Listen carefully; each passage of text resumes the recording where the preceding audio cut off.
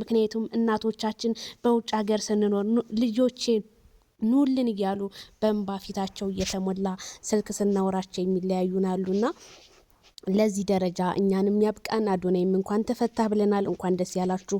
ቪዲዮውን በመጀመሪያ ፓርት ላይ አስገብቼላችኋለሁ ማለት ነው። እንደው ጉድና ዘንድሮ እንደቀጠለ ነው። አብርሃምና ሄርሜላ ገና አብርሃም ከእስር ቤት ሳይወጣ 2 ሚሊዮን ብር ከአሜሪካን ስቴቱ ሄርሜላና አብርሃም ይጋቡልን በማለት ጉድ እኮ ነው።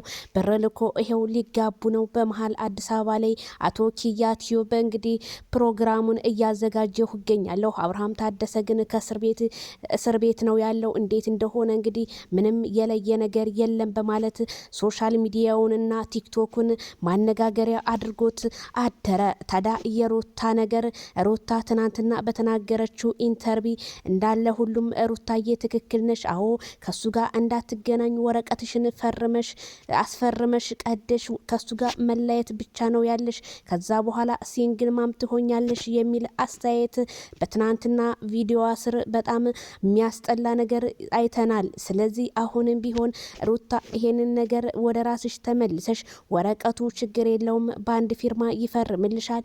ግን በፍቅር መሀል ጠብ አለ፣ በጠብ መሀል ደግሞ ፍቅር አለ እንደሚባለው ሰላማችሁ ተመልሶ ማየትን ነው የምንፈልገው። የብዙዎቹ ኮሜንት አቤት በጣም ነው ያስጠላው። ግሬስ ፋሚሊ ለምንድን ነው ፍቅራቸው የጠፋው? እንደ ጨረቃ ፋሚሊዎች ለምንድን ነው ሰላምን የማያመጡልን? በማለት የብዙዎቹ ኮሜንት ጥያቄ ቢሆንም ግን ያንን ኮሜንት ማንም ሰው ኢግኖር እያደረገ እያለፈው እንደሆነና ማንም አይሰማንም በማለት አመታቸውን አስቆጠሩ። ግን ለምንና እንዴት በሚለው አሁንም አብርሃም የታሰረው የት ነው?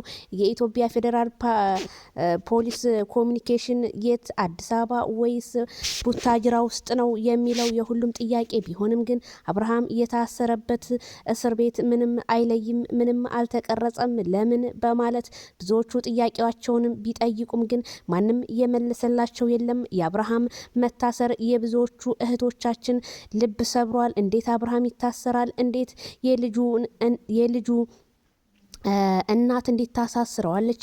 አይተንም ሰምተንም አናቅም።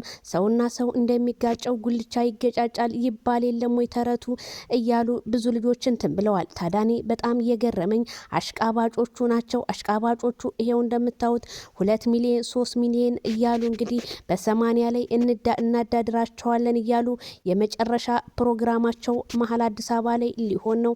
ጉድ! ሌላው የነ ሩታ ቤተሰቦች መታሰር አለባቸው። ምክንያቱም ሜላትና እንዲሁም ወንድሞቿ እነሱ ሰርጉ ላይ ይረብሻሉ ሲል ኪያ ቲዩብ አስተላለፈ። ታዲያ ኪያ ይሄን እንደዚህ 2 ሚሊዮንማ የወጣበት ሰርግ እኛም መገኘት አለብን።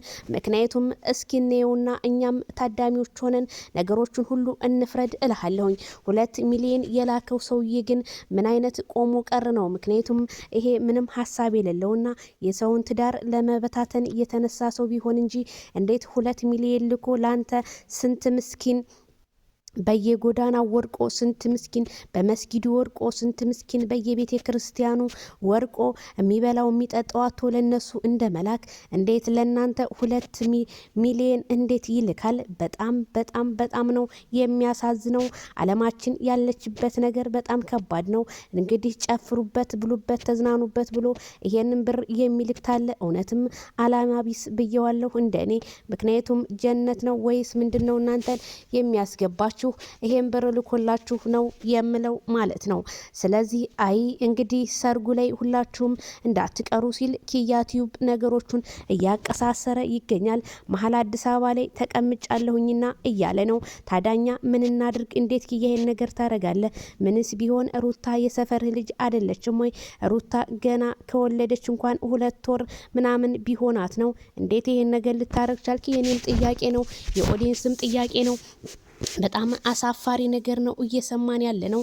ብቻ ሌላ ጣጣ ደግሞ አንጥታችሁ አብርሃም ከእስር ቤት እንዳይወጣ እንዳታረጉት እላለሁኝ። ስለዚህ ሁላችሁም ለአብርሃም በሰላም ወጥቶ እኛም የምናይበት ያድርገን እላለሁኝ። እንዲሁም ደግሞ አቶ አዶናይ ብርሃን እኔ በጣም ነው እውነት እንኳንም ደስ ያላችሁ። በጣም ደስ ብሎኛል በድጋሚ ማለት ነው። እናትየዋ እውነት አንጀቴን የበላችሁ የኔ እናት እንስፍስፍ። ወይኔ ቲክቶኩ ሶሻል ሚዲያው ማነጋገሪያ ነው የሆነው። ካልዳነ ይሙት።